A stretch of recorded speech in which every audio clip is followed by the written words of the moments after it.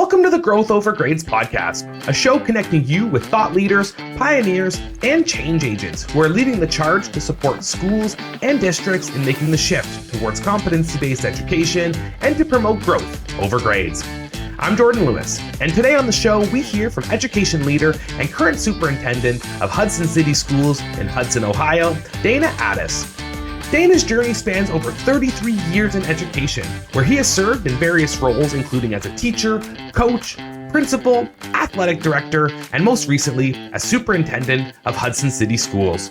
Dana's journey from the classroom to district leadership gives him a unique perspective on fostering growth-oriented learning environments. Today, we will discuss Dana's philosophy in education, how developing community culture in your schools can lead to amazing outcomes, and how you can bring your portrait of a graduate to life by embedding themes to help set alignment. Now, to my conversation with Dana Addis.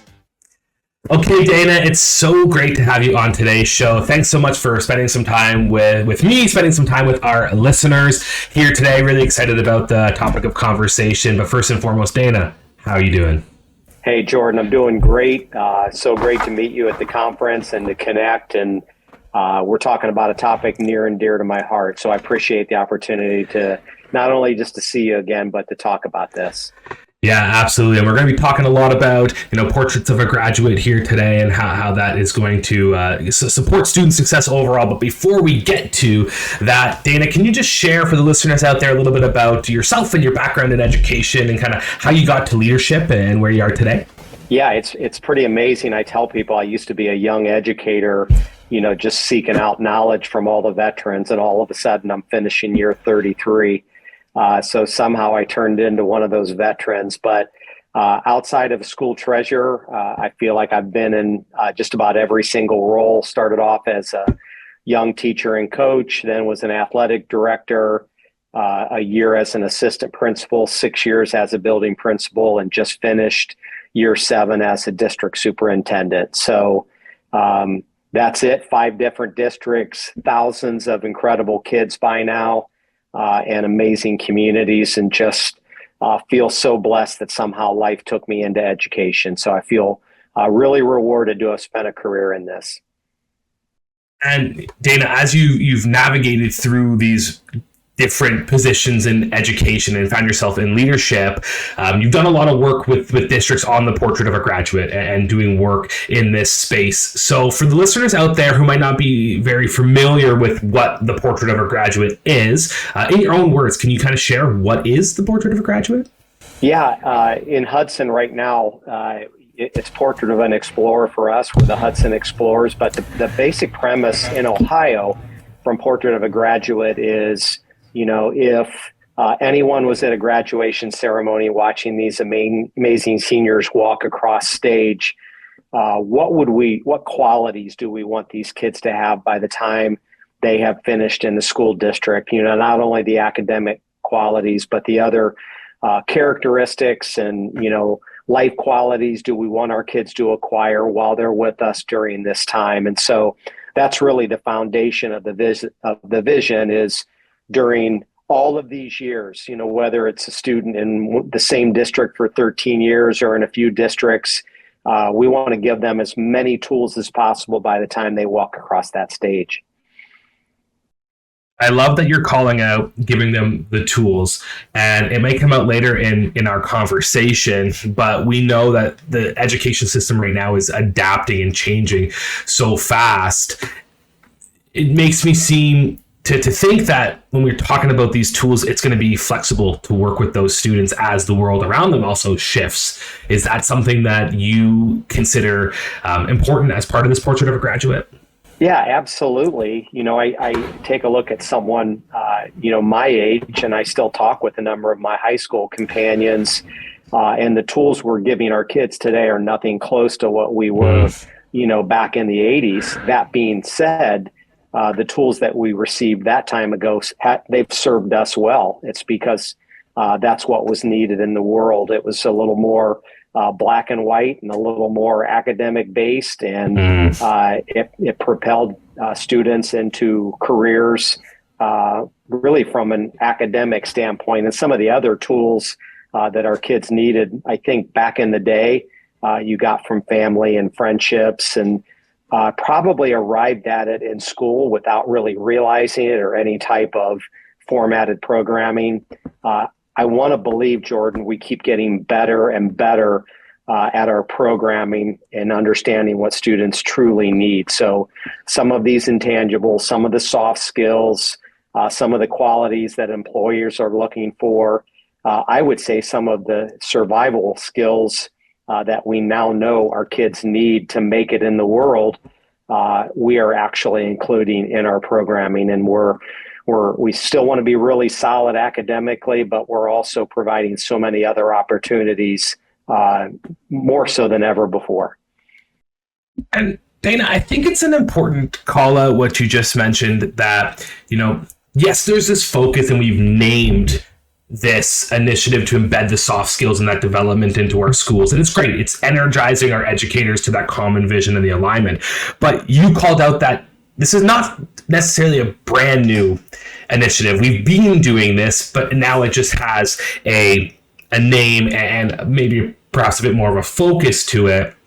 But I'm really curious, just based on your experiences working with districts, bringing Portrait of a Graduate to life, how could a district go about bringing a framework like this online? Maybe there's a listener that is just thinking broadly about this. Maybe they're in the process of starting this. How can they go from idea to inception to implementation?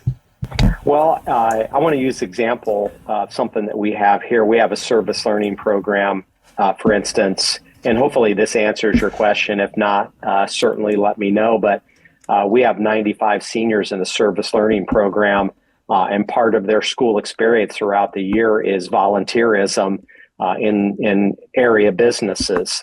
And so obviously that volunteerism means they're contributing to society, providing a service, but not getting paid. Mm-hmm. As a matter of fact, each year we tally how much our kids' time was worth during that particular school year. And last year, it was close to $700,000 if our students would have been paid. And so that's a really good look into something that a school district could choose to do, just to show its students not only the importance of volunteering, but a contribution to a business, a contribution to people, to society, what it means to sacrifice. And our students are taking some wonderful courses, some wonderful academic courses in school, but many of them will point to that experience as the highlight of their career in a school. So I think that type of programming where a school district can take a look at that student contributing to the world when he or she is 25 or 30 years old is a way for a school district to get started, just to think outside the box a little bit about something that can happen that just provides a little light for that student beyond a math room or studying poetry or anything that they would do in an academic setting. It really stands out that when you've prioritized speaking back to these students about those experiences that they had in their career within the school district, that they point to something where they got to be seen as a contributing member of the community. And I think it's a really, really interesting idea to share with others that the Portrait of a Graduate or bringing this experience online is more than just, a poster on the wall, and that we do want it to be about the community. And we speak to so many educators about the Portrait of a Graduate, and they think, okay, we're going to embed it into experiences, experiential learning. But a lot of that experience is hands-on items. I'm just curious, from your side and bringing these frameworks online, how do you support sort of this culture around the Portrait of a Graduate? How do you get your teachers excited about it? How do you get all of your faculty kind of in alignment? I think for anyone who's heading down this path, what you're talking about right now takes consistent effort. So usually an idea doesn't spark, and then within the first month of attempting it, it's in play and everyone's engaged. It takes a consistent effort. Every once in a while, you can stumble upon an idea that instantly lights a spark and works. But for the most part, it's just this consistent effort during a school year. And part of that, Jordan, starts with your student body. And so wherever I've been, all of these yearly themes, these yearly ideas, the portrait work we're doing begins with how the students are feeling about their school and their school district and what they feel the student body needs. You know, when I got to Hudson, for instance, one of the things that the student leaders here feel that they attend one of the best schools in the state of Ohio, and they love their experiences here. But they wanted to work on the unity and spirit of the school. And so they came up with the theme of Explorer University. They wanted this university feel of a Saturday football game and what it means to be together and to be unified. And so that was our t-shirt. That was our theme.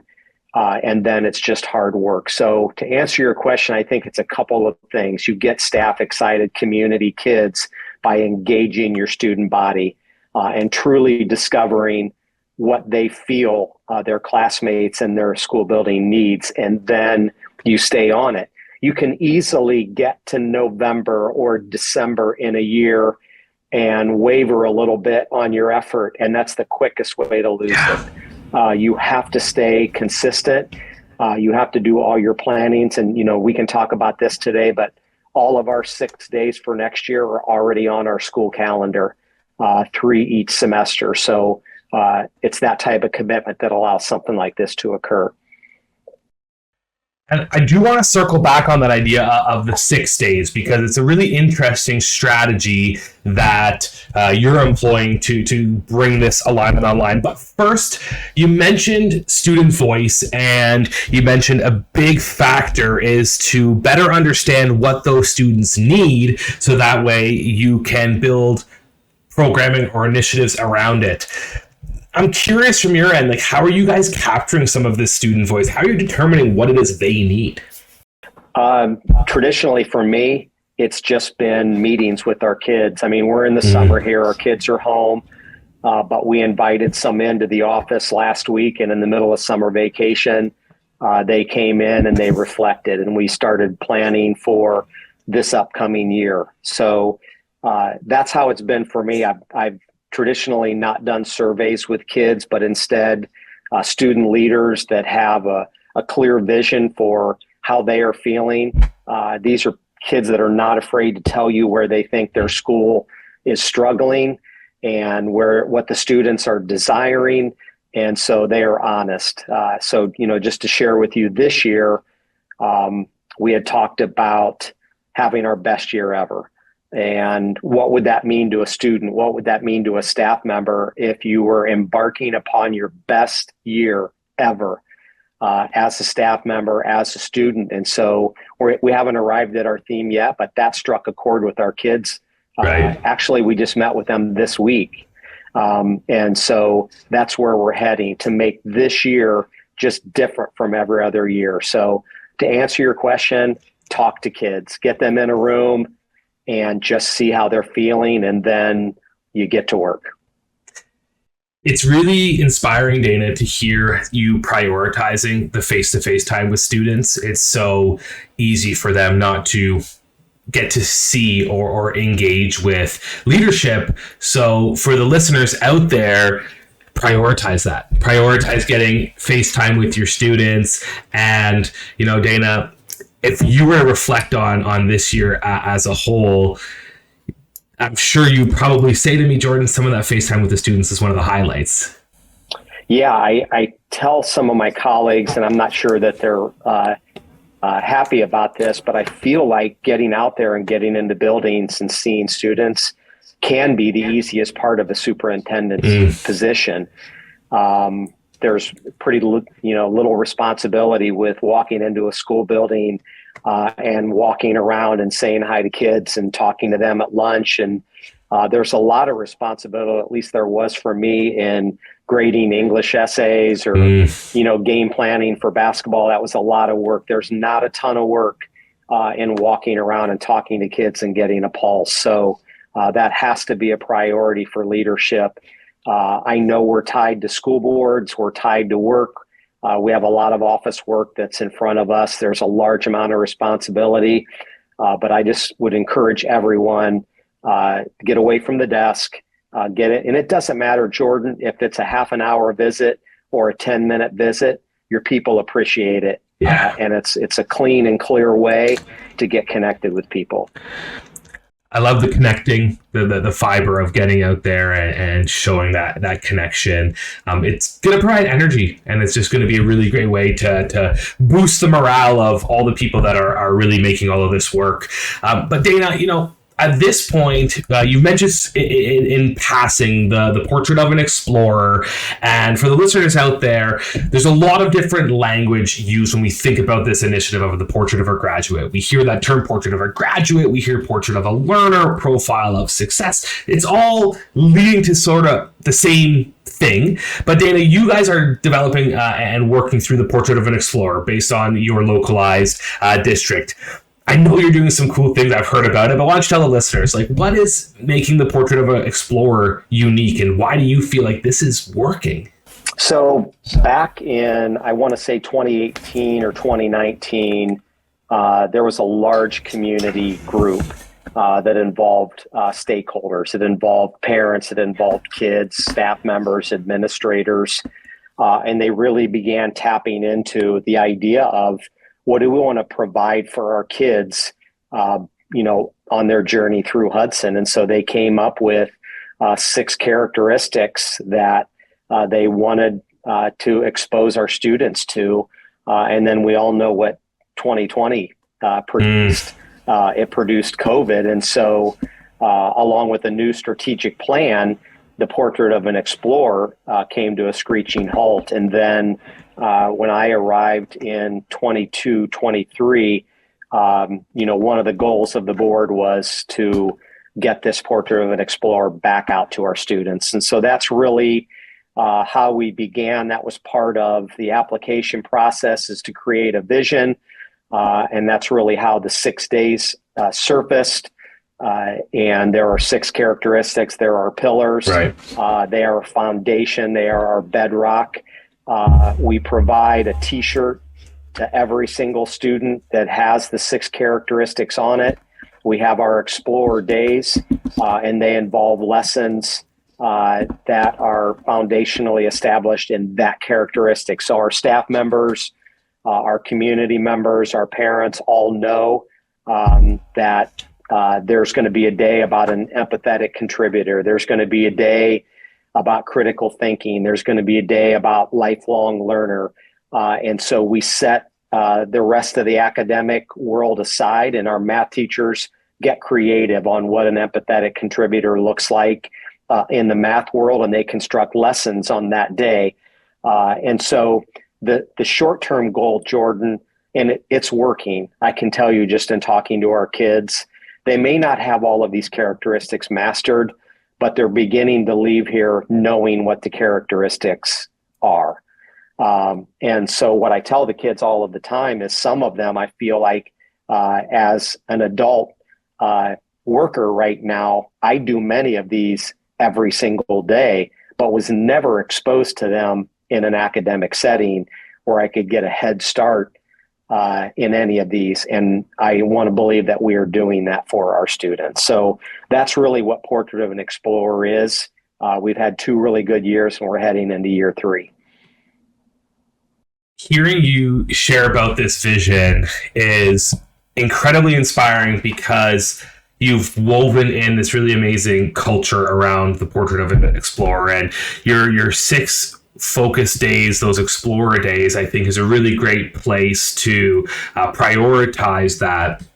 And I think for any listener that's out there and is looking for that entry point, it's really easy to go too fast and do too much too early. And by, slowly integrating these days and having such a core focus is a really great way to bring this stuff online. And Dana, would you agree and expand on saying, hey, that was the strategy that we said we're going to take it off the wall as a poster, put it into the hands of our students. And I'm curious from this side, now that you have these 6 days established in that culture there, how is this adapting and changing and being supported as you guys are moving now into year 3? I think the change is the kids understanding it a little bit more, and them really having some recognition of their days and what it means. And so I would just say in conversations with them, I can't say all of them can repeat what they are, but when you talk about an engaged collaborator, they know exactly what it is and they can reflect on that.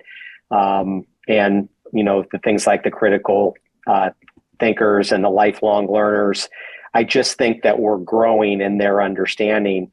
I would say the district is growing, Jordan, because there is a new sense of competitiveness from the teaching standpoint in the buildings to see what they can do on those days. So my example is the high school. And the high school traditionally in any school district, your students are a little more established. They are a little more the person that they are. So the whole idea of wearing a t-shirt in a spirit day is met with a little less enthusiasm than it is in a fourth. Like the fourth graders, they lay these shirts out on the bed at night and can't wait to get up and put them on. But last year, our high school, each of the 6 departments took their own day. And so it was a friendly competition to see who could come up with the most impactful of the 6 days in the department. And so that's how we are getting better and growing. But I want to go back, if I may, just to an initial idea. Yes. Because this is probably year 10 or 11 of this. And really it started as a high school principal with a theme for the entire year. And I was in a district, we were blessed with great students, and the thought was they could come in and on state testing close their eyes and still do really, really well. So we had a year where we started working with them on reaching your potential. Don't just come to school, don't just have a year, but reach your potential for this year. And that dialogue became the word year potential. And so that became our t-shirts. What is your year potential? And once the kids got over sort of the joke of the word year potential, that word caught fire. And for that community, I don't know that they still talk about year potential, but I know for years that word meant something to people. So for anyone who's listening or interested, the whole idea of we're at least going to get to know our kids, try and figure out what it is we need as a building and come up with a theme for the year is a great starting point for all of this. And I think, Dana, what's really coming across, and you've mentioned it a few times, is it comes from the kid. It's that student voice. You got to understand your students, and your students are the ones that are driving this initiative forward, which I think is really impactful and easy to forget often when we're moving through the day-to-day of what a teacher needs to do. So I just love that you are continuing to bring it back and circle back into that student voice, and you're putting that on your chest, literally, through these initiatives. But thanks for mentioning that. They're all of us. They're the reason we have work. Exactly. Right. None of us would have these amazing positions. Right. It's so true. But Dana, I'm curious, and the listeners are also really curious, if you have any advice for leaders who are either at a stage of wanting to develop a portrait of a graduate, or perhaps have developed a portrait of a graduate but are struggling to gain traction within their buildings or administration. Yeah, I'm going to say something that may seem a little bit unique and odd, but there's a whole unity to all of this. There is a togetherness that is crucial. And for me personally, just being in different buildings in different districts, this is my third district where we've headed down this path. The collaborative t-shirts have worked well for us. And I tell people all the time, I'm not a t-shirt salesman, but there is some sense of unity I know my first year in my first district as a superintendent, when those kids got off the buses with their red "We Roar" t-shirts, everyone kind of looked around and knew we were having a unique day. And so if there's some thoughts of we're going to have trouble getting this going, first of all, leadership needs to be a little vulnerable and try and open up their hearts. Maybe that's not really their cup of tea, but if you really think about what the kids need and what the district needs, and it's going to cause or require some vulnerability on your part to think in a different way, I would just suggest some type of unity. And then also, you just need to inform people of the district's vision. In the same way, if you're in a levy campaign, for instance, every teacher in your district needs to know what your levy campaign is. If you have a voter who asks the teachers, "What's your levy campaign this year?" and they don't know what it is, you're in trouble. You're likely to not pass that levy. It's the same thing with this portrait. You need to provide your people with an avenue for understanding of what it is you're trying to accomplish, what the portrait of a graduate looks like. They need to be well-versed in it. So at the grocery store, at parent-teacher conferences, it is a part of their fabric. They understand what it is. And if they don't know about it, they're not going to speak glowingly about it. And it's going to curb the enthusiasm. So I would just say some type of unity component, whether it's a t-shirt or themes or days, but then also everyone in your district needs to be prepared to talk about it. When we start thinking about this idea of teachers needing to know about it, can you speak a little bit towards how, from a professional development lens, that you've supported bringing these teachings in from that sense of awareness and helping the teachers to understand this on a deeper level? To me, Jordan, I tie it to culture and climate. Mm-hmm. And that comes through, again, vulnerability, being willing to speak your heart in small settings, walking through classrooms, in large settings like opening day, in mass communications via email, where you're able to speak openly and honestly about the culture and climate that is needed, how much you appreciate them, how important this is to kids. So I guess an example so that I can clear this up a little bit, in a district that I felt really needed a morale boost, we changed opening days. And I don't know if you've ever been to a Guardians game, but ketchup mustard. Actually, you know what? I have been to a Guardians game before. So you saw ketchup, mustard, and onion at the bottom of the sixth have a running contest. There are three of them popular people in Cleveland, and we brought them to the district on opening day to lead all 5 buildings through some competitive games, shooting baskets. Okay. And we just turned that into, we're here together.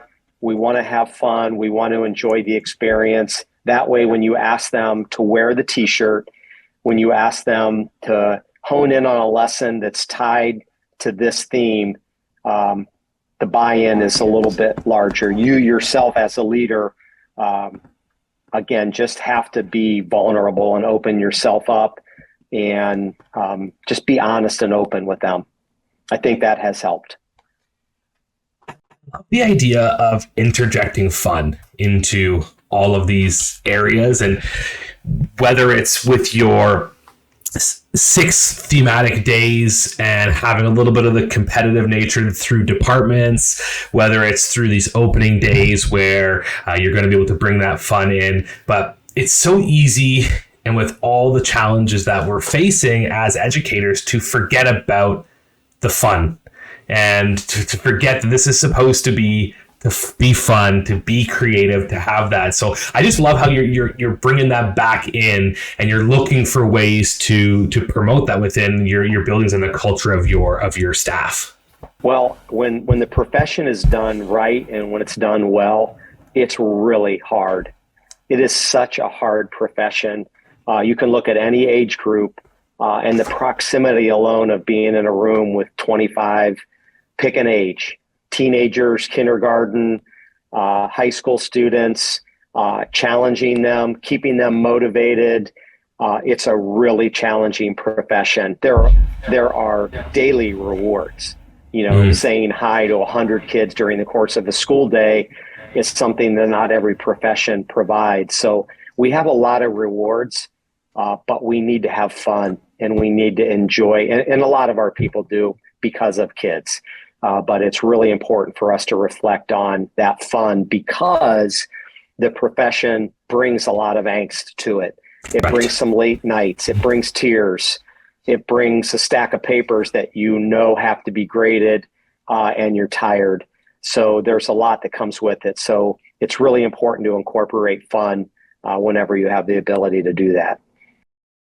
And I imagine in some capacity, it can certainly become a teacher retention vehicle. If your teachers are having fun, there's less stress in their day-to-day. They want to be in those buildings. They want to be with those students. Mm-hmm. And I think vice versa, that's who the students want to be with.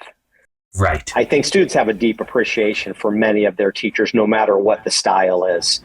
But there's a deep appreciation for laughter and a level of comfort and a level of confidence in a really good classroom.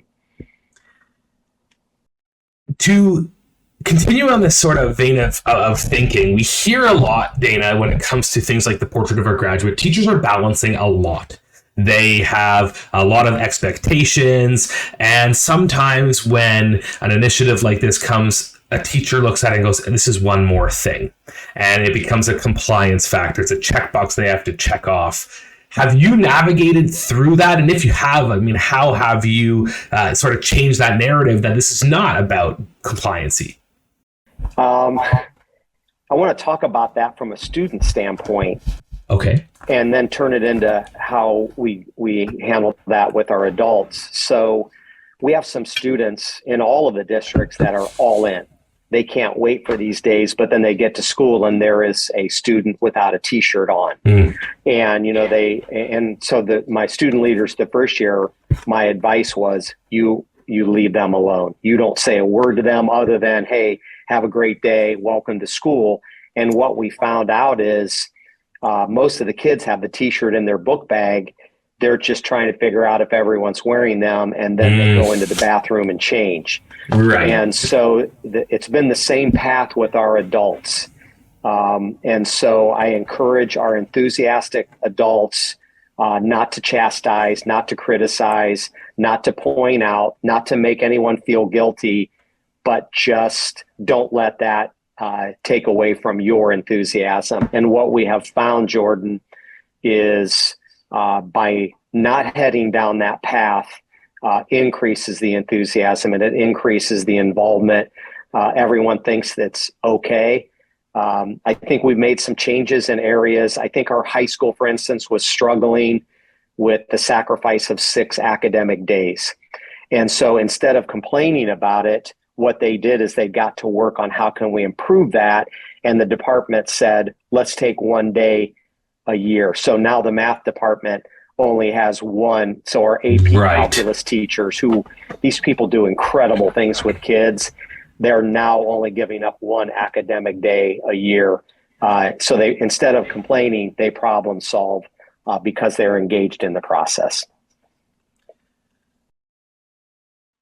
We could probably end the show there, and that's an amazing piece of advice. And I love that idea of you've developed a culture of problem solving rather than the complaining, and now you have a broad amount of educators all bought in and doing some amazing work. And I think it's a really inspiring approach. Pulling it back to the student side, Dana, do you have an impactful story about how an experience, one of these thematic days or the portrait of a graduate as a whole, has impacted the life of one of your students? Yeah, I sure do. But I want to go back to, you just said problem solving. I want you to know one of our 6 pillars is adaptive problem solver. And I tell students all the time, I did at a leadership conference this year, by far, that is what I do for a career, more so than anything else is adaptive problem solve. But the story is this, Jordan. My first year here at Hudson, I kept hearing about the graduating class and kids that I missed out on. We're so blessed to have so many incredible kids in Hudson. And an opportunity that was presented to us was to do our own podcast. It was called Explorers on the Mic. And so at one of the breaks, we invited 4 of the graduates back from the class that I missed. And so I included some names that people talked to me periodically about during my first year. And so those kids came back and I got to meet them when we did the podcast. And all of their language was simply about the experiences and opportunities they had as a student at Hudson. And they were at Georgetown, they were at DePaul. One of them was in school overseas. They were at top flight schools all over the world, but it wasn't about the academics that they had received here. It was about the opportunities that Hudson provided to them that they think vaulted them to where they were about to go or where they currently were. And so that was just a pretty firm reminder that providing these avenues for student opportunities, I think naturally they're going to come into a room, they're going to experience great teaching and learn math, whether it's algebra, calculus, they're going to learn, history. We're built to do this. We're built to teach and learn. But these other qualities, it just takes effort from people to place them into our students' lives. And Hudson has done that. And so those 4 coming back a year later, just explaining how those were the qualities that they got most out of their time at Hudson, just reaffirmed that the district was doing something incredibly positive for them. Yeah. And it makes me just want to, almost shout from the rooftops to other districts and leaders that are listening to not lose touch with those students that are exiting your building and have them come back and be able to share their experiences with future graduates and help that cycle continue to go. I think it's a really interesting conundrum that a lot of our districts are considering of how do we share the portrait of our graduate work with the community on a broader sense? How do we make sure that the work isn't siloed necessarily in our building? So I guess, Dana, do you have any tips or have you done anything to say, hey, this is how we can share about the work with our community with future and past graduates? Yeah, I think first of all, engage your business leaders, engage your community leaders on qualities that they believe students need. And I think that information is available more so than ever before. And so just reaching out to your school community, making them a part of the process, you're going to whittle it down. You may start with 20 different characteristics. You're going to end up with an established number. So maybe you miss out on 1 or 2 that a community member feels the students need, but you're going to arrive somewhere that is partly community-based. And, most school districts have leaders in industry. Some are involved in the hiring process. They know what they want out of candidates, and you put all of that together along with your school leaders. And then when you incorporate it, you go out and you take kids with you and you present at Rotary, you present at Kiwanis, and you just share. And, we have full backing. I'm just going to go back to my t-shirts. We have the financial backing now to get 5,000 t-shirts produced each year because this community sees their kids, wear the t-shirt, have the days, come home and talk about it. And they want that to continue because we've taken that back out to the community. So it's not difficult. It's just effort and work. And, most school leaders are not afraid of that. I feel like it gives a really great sense of accountability to the work that you're doing, because now, after doing this process for a few years, now your community is excited and they're willing and they're wanting to see what you guys are doing. So it probably does bring about that sense of accountability from your sense as a leader now to say, hey, let's continue, let's exceed what we've done in previous years, and let's show our community the amazing work that our kids could do. Yeah, absolutely. And, I'll just share that when our school year started, it was the first day of summer. We received an email from a set of parents who are believers in the portrait, and just let us know when you're ready to order. We want to contribute. And so that has started to surface really because of the hard work of our people in the buildings, building leadership, staff members, and that communication piece as well. Yeah, it definitely takes a community. Dana, kind of final thoughts here. And we always love to ask this question at the end of every show, but why, from your perspective, do you see initiatives like the Portrait of a Graduate being the future of K-12 education and beyond? I think if you really reflect with most graduates and you ask them to think about the things that impacted their school careers, rarely will you go back to a poem that you learned in ninth grade. You may go back to being a member of the band and what it felt like, marching on Friday nights. You're definitely going to go back to some experiences with friends and teachers and what it felt like to walk in the halls. You'll go back to life lessons that you learned in relationships with people, and good relationships, bad relationships. All of those life things, I would say to anyone who's listening, if they went out and asked that question of 10 people, what do you remember most about your school experiences? It's going to be pretty far away from an individual lesson, in a social studies course on a Thursday afternoon. Right. And so we've learned that. We know that the accountability of academics remains, and it's stronger than ever. But we've embraced the fact that we're preparing kids for the rest of their life. And especially right now, Jordan, we're preparing kids for the most interconnected world of all time. And so they have to have these qualities to collaborate with different cultures, different nations, different beliefs, or else there's a potential they're going to get swallowed up. And so we've embraced it. Hudson and so many other districts, we're just one of, thousands of districts that are doing great work with this and giving these opportunities to our kids. The future of education, from the words of Dana Addis. Dana, thank you so much for joining us here on the show here today. It's been amazing to have you here.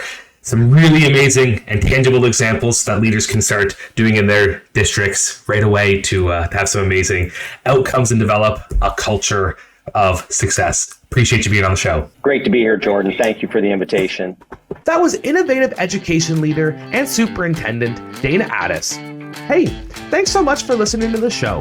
And please make sure to hit the follow button on your podcast app so you never miss an episode. I'm Jordan Lewis, and you've been listening to the Growth Over Grades podcast.